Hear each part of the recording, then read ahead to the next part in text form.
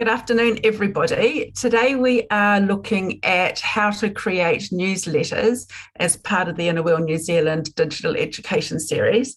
It's great to see there's 30 of us online today, so it'll be really good to go through some of these tips and tricks and just to get an overview of how to write and create really good newsletters, but also I'm going to run through a number of other things. I'm just going to present you now with a presentation that I'm going to work through. So we're looking at how to create exciting newsletters.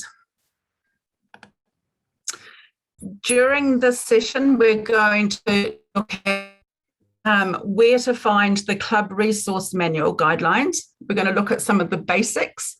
We've got Word document tips and tricks to go through. We're going to look at the concept of Word versus PDF and what that means. Then how to distribute your newsletters. There's some additional news opportunities for our clubs. And also I'm putting in a bonus little tool at the end, which is a different way to present your newsletters using a free online tool called Mailchimp. So the first thing that all club editors need to have is a copy of the page 22 in the club resource manual, which you can download from the resources in the library. So in order to find that, I'm just going to take you now to the website. So when you log in as yourself on the website and you go to the library, you drop down to the resource section. And in here are the resource manuals and New Zealand resources. In the club manual,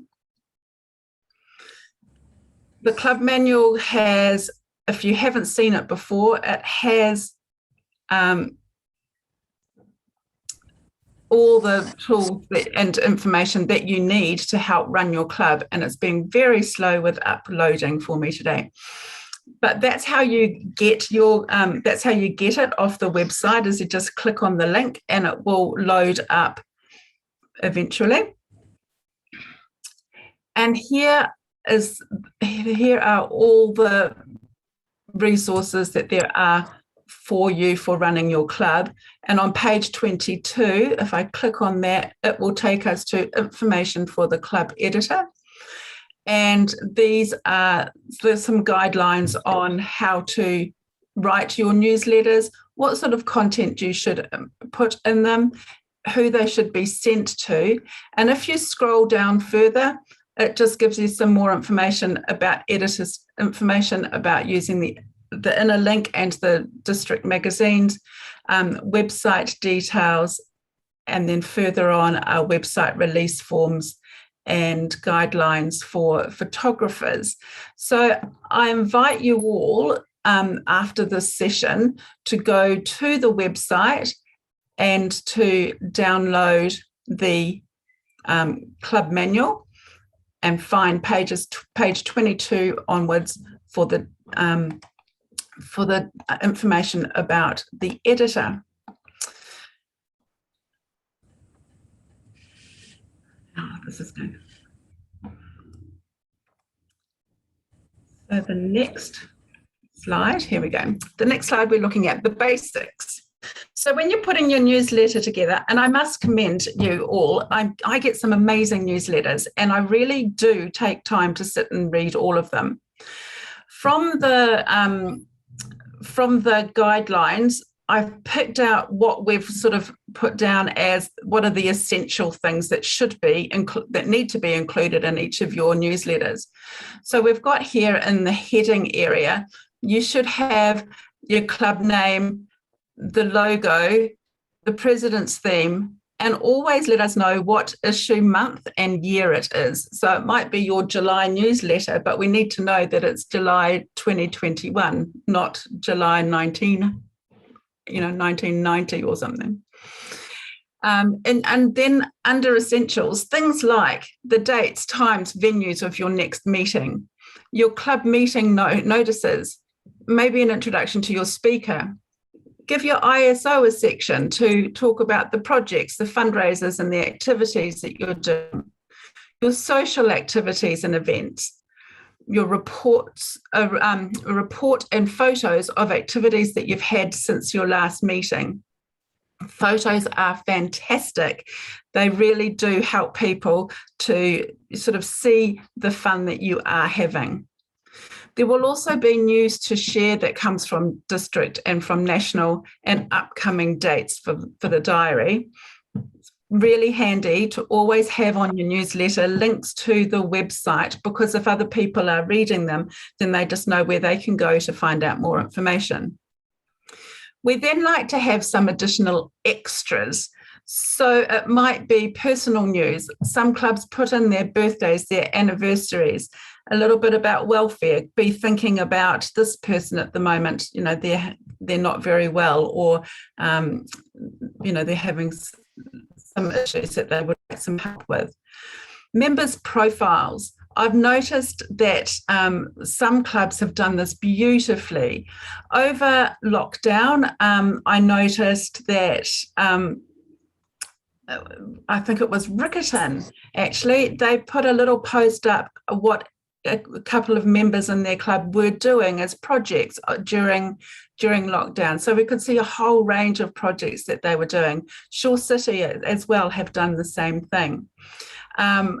Also, when you induct a new member, I've been reading where some clubs have done a little introduction to their new member, or they have just taken their current members and reintroduced them to the club. So we talked about it in an AOTM meeting just the other week, that we're going to reinstigate what we used to do, and that was we created a really fun quiz or questionnaire, I should say, about that we handed to all our members to find out things like their favourite colour, their favourite food, places that they've been on holiday to, their hobbies, and anything wild and weird and fun about them that they wouldn't mind sharing with others.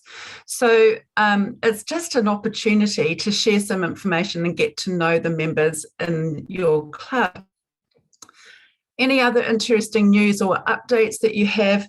Another thing I've been seeing a lot of is people sharing their favourite recipes, and I must say that I've even been tempted to cook a few of those recipes. And I think the latest one was from Invercargill. I made their cheese puffs, 10 minutes, so simple, really, really lovely recipe. Then you can put in thoughts, quotes, and funnies. They're always fun to have a read of as well. So you can put anything you like in your newsletter. This is just a little bit of an outline or some ideas for you to get started if you are sort of wondering what you can add. Then we're going to look at how to make the actual newsletter. Now, some clubs are fantastic and they've already got all this and they don't really need to be going through this session, but I know it's usually quite interesting just to have a little refresher. Nearly all of you are using Word.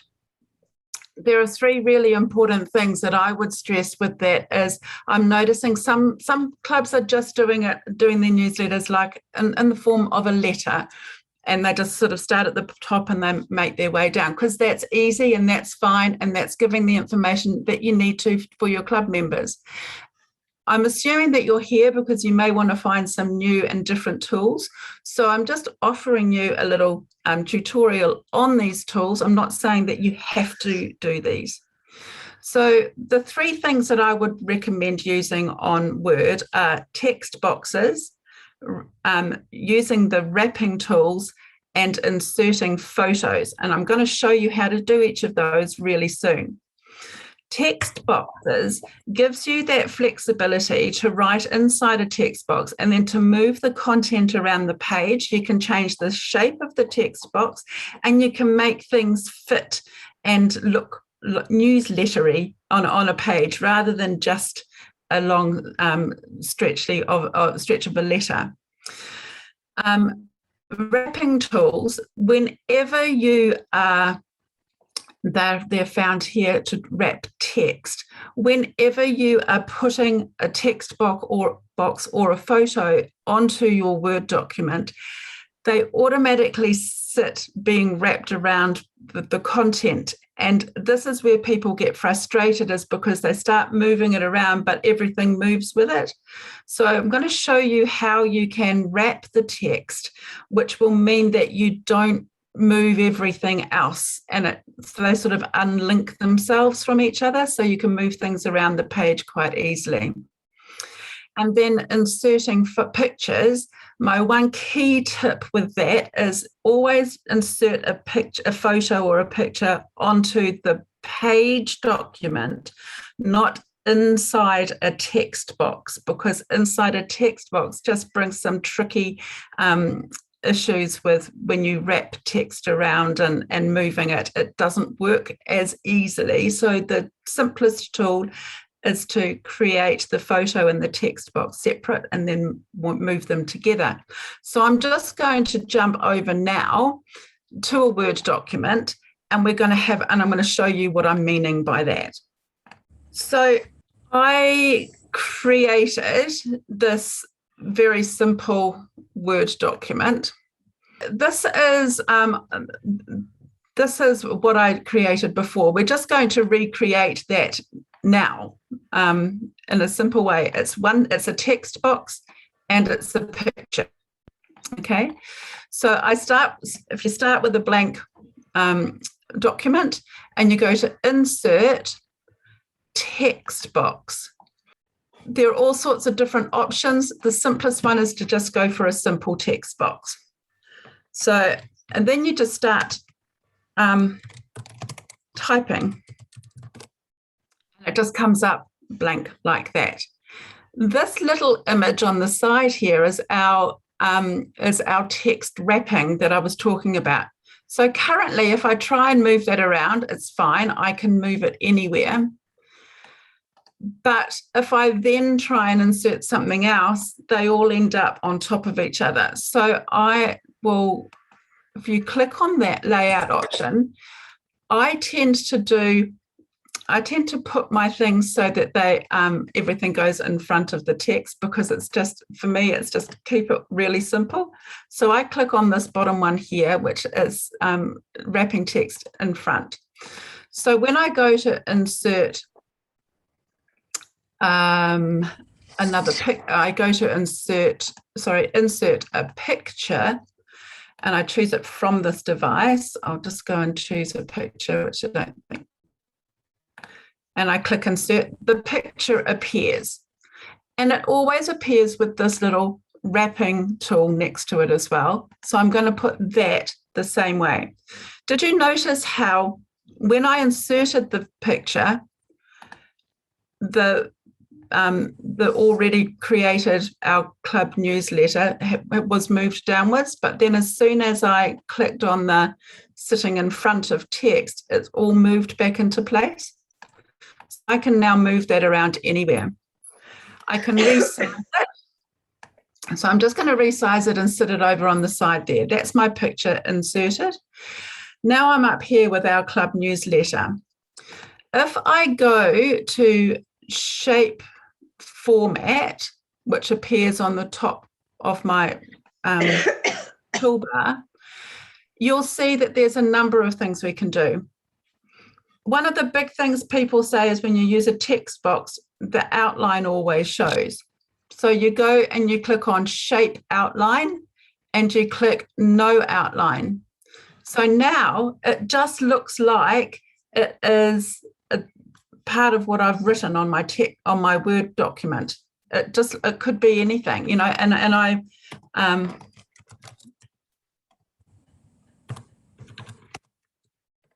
I can carry on typing and it's just there. But as soon as I click on it, the frame comes around it. I'm going to go back to my shape format, and this time I'm going to look on the tools on the side here, because, and how I got there was I clicked on the double arrow underneath and it popped up, and I can choose any of these different designs. So I'm going to go here with the bright yellow one. We can't read the words yet. I'm going to come back to that. Then I'm going to shape outline, and I'm going to give it a 6-point frame, which hasn't appeared because I've used the wrong kind of outline. So I'll go into another one. Here we go. So that's now got an orange. No, I'm going to go there. And I can play around and change the color, have no fill, or I can change the color on the inside, whatever I like. Okay. I can't see the words, so I've highlighted them. I go to home and I can change. It's just like working on a Word document. It is a Word document I'm working on. Now within the text box, I can also change my my font and the size.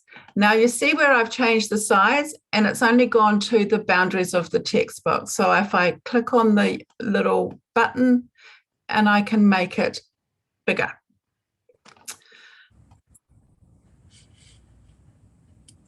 Then I will come here and I can change the font size on that so it can stand out, and I'll make it bold.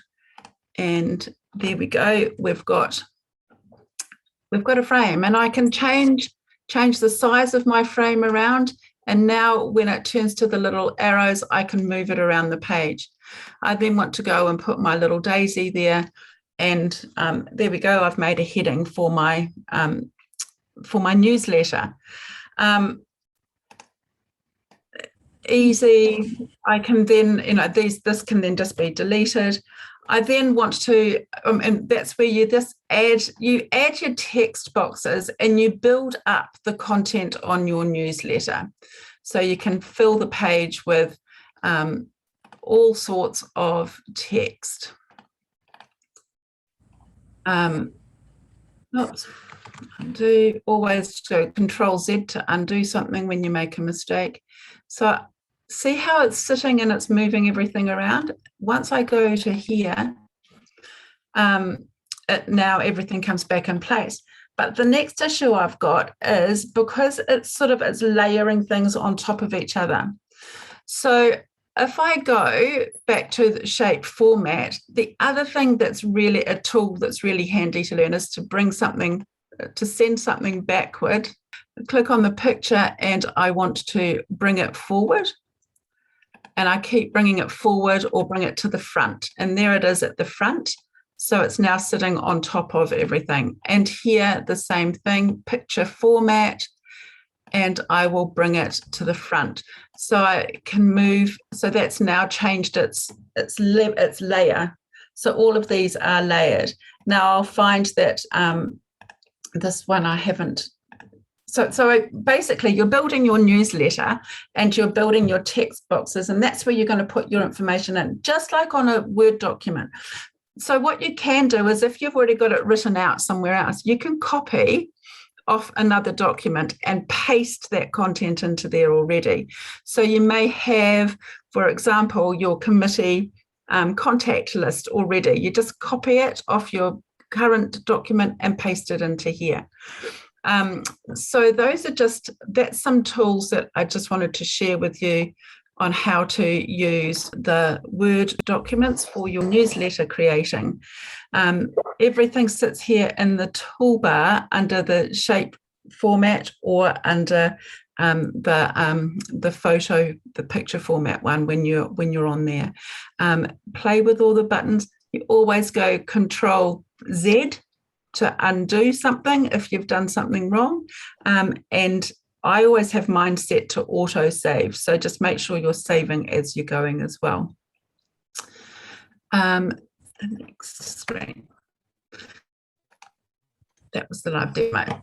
So then once we've created our newsletters, there's this big question that everybody's always asking us as Word versus PDF. So why are newsletters created in Word or the equivalent to Word, whatever you're using?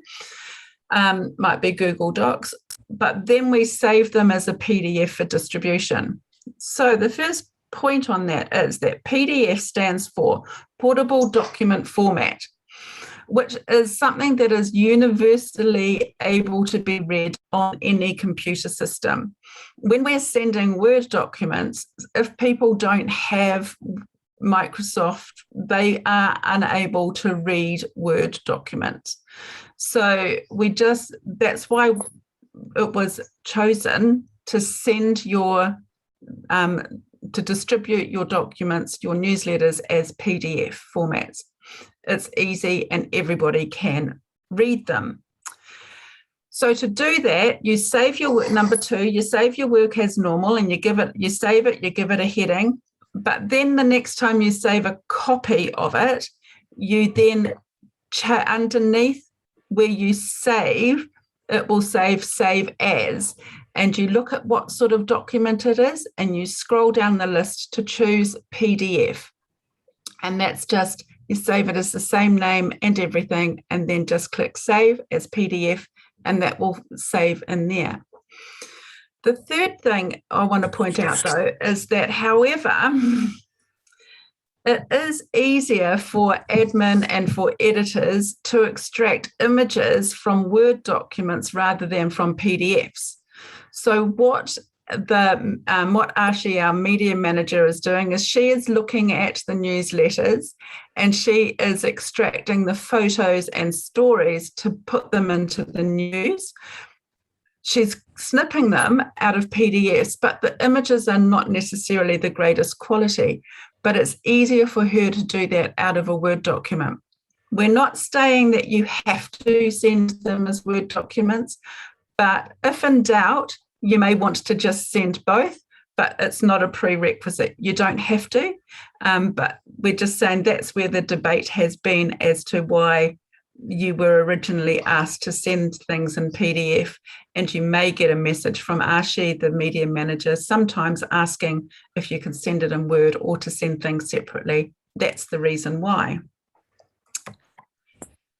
So distribution of your newsletters, just to clarify what's happened, we are no longer loading all club newsletters onto the Inner Wheel New Zealand website.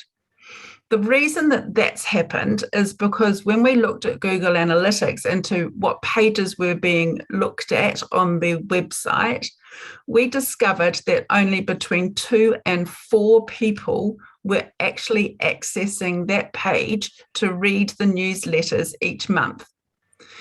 It takes a lot of time for Ashi, our media manager, to download, reload, and set out the newsletters each month.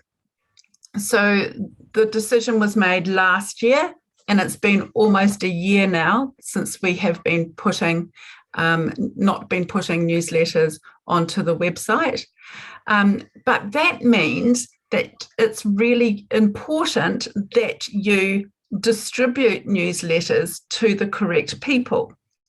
So to ensure that you make sure that you are using the distribution list to all Inner Wheel New Zealand national and district holders and to each of the clubs. The reason we have put the one list up now is that this list will not require annual changing, as no personal email addresses are stored on that list. So clubs can create a folder within their Google Drive, because they'll be sent the newsletters, and they can then drag and drop those newsletters into a Google Drive folder, which they can then share with their club members. I need to change that spelling. And those people can then get access to read them when they choose to. I'm going to show you how to do that in another session, but not today. So newsletter distribution lists are downloaded from the club tools on the Inner Wheel New Zealand website in the library. So there are a few additional news opportunities for all clubs. So we have social media and we have the website news and clubs pages. So for social media, we would love to share your news and events on social media channels. Please, if you have a district person that you send them to and they put them onto their district page, that's fantastic. And then Inner Wheel New Zealand is sharing from their district pages onto our national page. But if you don't have a district page or you don't know anything or how to do that, please just send a photo and a short paragraph about what activity, or a couple of photos and a short paragraph about the activity to Ashi at media@iwnz.org.nz, or our tag on social media is @InnerWheelNZ. Now, on the new website, we're trying to update the news section by looking at what's coming in through the newsletters as often as we possibly can. So currently, we read your newsletters, we cut and paste your images on the news and create a news article on the website. To make that easier for Media Manager Ashley, you can also do it by just sending her photos and a paragraph to media@iwnz.org.nz. The other area we have on the website for you is your club page. And any photos that you want to update on your club page, or any wording changes you want done, or adding any events, please email them to Ariel, the administrator, at admin@iwnz.org.nz, and she'll update those directly on the website as well. I'm now going to share with you a new tool for some of you, and that is what we call Mailchimp. Many of you will have noticed that during conference, you started receiving newsletters that were coming into newsletters that were coming into your inbox. So the Inner Wheel Club of Aotea have been using Mailchimp as their newsletter distribution tool for the last couple of years. And we adopted it for conference to send out all the conference communications. So the editor at Aotea has given me access today to be able to go back and show you how the Aotea newsletter is set up. So log into Mailchimp at mailchimp.com. That's going to be on the presentation. And you set yourself up on a free account. A free account can have up to 2,000 contacts. So I'm sure you're not going to have that many in your contacts. So you can see here, Aotea have got 69 contacts. 67 of them are subscribers. So that means that 2 people have unsubscribed from receiving information from us, which is great. We have no problem with that. The good thing with Mailchimp is that it follows all the privacy guidelines that you need, and it allows people to unsubscribe if they choose to. So we have ours set up to members, to Inner Wheel New Zealand distribution, general distribution. They haven't changed the tags there. There's now been updated with all the new ones with the clubs. That's why we've got 69 in there, because it's all of the club contacts as well, and from the distribution list. So we're able to, that's quite technical, but I can show you anyone that wants to, I can help you set up your distribution lists. Then when you go, you're creating what they call campaigns rather than emails. It's an email campaign. I'm going to go right down to an old campaign that I think I did, which was the July newsletter. And you'll see that within that email, when we write it, that we've created our own header. There are some funny looking tags, because we can have it set so that when it lands in someone's inbox, it's actually going to be addressed directly to their first name. We have news from the president. We've created some tiles, and that's in the next session, next month. We've created some tiles with some pictures on like when we're going to meet next. We have RSVP, so when we have our meeting, people can click and it goes directly to an email that gets sent to the contact email address to say, yes, I'm going to attend that meeting. And so this has been set up, with pictures and things of interest, a recipe of the month, a photo gallery. So we've created this newsletter. Then when it went out, we were able to monitor it and see who opened the newsletter, who didn't open the newsletter, who deleted it. We're able to sort of monitor how it had 30 opens, 3 clicks. So, it wasn't the greatest of stories, but it tells you what the clicks were to look at what people looked at. So it just gives some added information there. In total, there were 204 opens of the email. Each campaign, when you send it, so if you're going to create a campaign, it looks a bit daunting, but it's a bit like drag and drop. It's a bit like making a normal newsletter. So I'll go to design an email, because that's what you're doing. You're creating an email. It goes in as on one press of one button. It's an email that goes to everybody. So you don't need to worry about your distribution list. It's all there created. So you choose who you're going to send it to. You write who it's coming from. Sorry, you write this, you add the subject, and then you design your email. So by designing your email, it's done like, as I say, drag and drop, where you can add in the pictures and you can type in words. So because we're on free accounts, we only get the option of very few options. So I just go for the plain one here. You see on the side here, these are like your tools that you can use.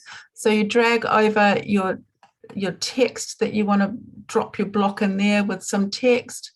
This was for 2020, so it's preset with that. But I can go to here and I can replace the image. So that takes me to the back where I've stored images. So here we go. We can click on AOTIA update June 21. So that makes that's that done. I click in here, and on this side, this is when I start typing like I would if I was typing on a Word document, and I always save and close. I can add an image, and I drag it and I drop it in here, and I can upload, browse and it takes me back to browse my files, and I can go and find a photo from the computer. I'm going to just put this one in here. It will load that image, and I can drag and drop it in. So these, it looks difficult. It's not. And what I'm going to say is I'm actually going to offer, I'm going to stop sharing. I'm actually going to offer any club editor that would like the opportunity to look at Mailchimp in a bit more detail. What I'm going to say to you is I want you to go in, log in, get yourself set up with an account, have a look around, and then either myself or some of the people at AOTIA who have been using Mailchimp would offer to do a one-on-one kind of or a small group class with you to look at that in more detail. If you would like to start looking at doing your newsletters in a slightly different way. It arrives into your inbox as an email, and you would have seen that from the newsletters and the communications that you received if you registered for conference, or if you got sent the conference communications. Also, it's very similar to what we are able to use on the back engine of the website. So from the database, you received My Communicator. So that's using very much the same tools, which is dragging and dropping boxes and filling them in. That's how that was created. So if you're able to use Mailchimp, you would then be able to use any sort of drag and drop newsletter creating tool. So the offer is there if you would be interested in taking that up. You just need to contact me personally and we can set that up for you. So what we have covered, we've looked at the club resource manual, we've looked at the basics, we've looked at a couple of tips and tricks on how to use your Word to create your newsletters. We've looked at the reasons of why there is Word versus a PDF. We've done distribution of our newsletters throughout New Zealand and why we've asked you to do it that way. We've given you some additional news opportunities to help us to spread the word of the amazing service and activities and fun and friendship that our clubs are having across the country to help us to promote ourselves. And I've shown you an alternative free tool that you may like to explore further. So, are there any questions? I'll stop sharing and go back. No? Okay, I'll come back to you about that one again in a moment. And I just wanted to just say at the very end here, thank you. Thank you for your time today to go through this. So for further help, questions and assistance, just contact me at president@iwnz.org.nz, and I will put you in contact with other people that might be able to help, or I might be able to help you directly as well. No question is ever a silly question. The only silly question is the one left unanswered or unasked. So next month, we're going to use creative tools. So we're going to look at a free online creative tool to help create presentations, pictures, quotes, social media posts, and so much more. So I'm going to show you how to learn the secrets of using Canva on how you can use it to create your newsletters or presentations just like this one that I've done today. This has all been through Canva. So that is on Wednesday, the 1st of December. So always the first Wednesday of the month at 4 p.m. So we won't have another digital education session until February. So no session in January. So make sure you tune in into the December session if you're really interested in finding out how some of those social media posts and things are created. Has anyone else now got any other questions? You can, Sue. Yeah. If you were using Mailchimp, then I take it you're not using Word at all. Is that correct? No. Yeah, because I was thinking you're not using Word at all, and what you're doing is you're setting up your distribution list as all your audience or your contacts within your Mailchimp. So when you send that email, it's going you press the button once and it's going to everyone. You don't then have to go and find all your contacts and add them in manually. It just sends it to everybody. So you then wouldn't need Word, but the majority, 99% of our newsletters in New Zealand are created using Word. So that's why I spent so much time today, because that is how most people are creating them, and that's how they're, feeling confident. No, but the reason I bring that up is, see, our editor's using Pages, and I'm just thinking that if you could get the grasp of the Mailchimp, then it's not going to matter what computer the next editor, and see in yours, I've got an old version of Word and I don't have half the options that you were showing up in the toolbar. So that was the other. Yeah, so that's okay. Yeah, because that is sort of very much, and there are people out there that aren't using Word for that same reason, or they have different licenses. And that's where, as you say, that's where Mailchimp is really good, because you just pass on the login details from person to person. Thank you. Okay. Mary. Does InnerWheel have any style guidelines about what fonts should be used, or? There are, and they are sitting in the resource section. They sit as the International InnerWheel branding guidelines. So that gives you the colours and the fonts and everything that you should be looking at using, and of course the official logos and everything where you can download those. So on the InnerWheel New Zealand website, in your library resources, just go to in your club resources, the branding guidelines sit there. Helen, you're on mute as well. Yes. Oh, yes, so my. Using the Mailchimp, would that be a good idea to use it for our district distribution? And as you say, it comes through just as an ordinary email, doesn't it? Mm-hmm. Districts could use it for their district distribution. We may be looking at doing some sessions next in the coming months to train the district editors and district secretaries on the tools that there are in the back engine of the database. It's just we're looking carefully at who we give access to use those, because we were going to roll them out general public. However, we've discovered that it just gives a little bit too much access to too many people if we do that. So if you want to start investigating how Mailchimp works, then that's great.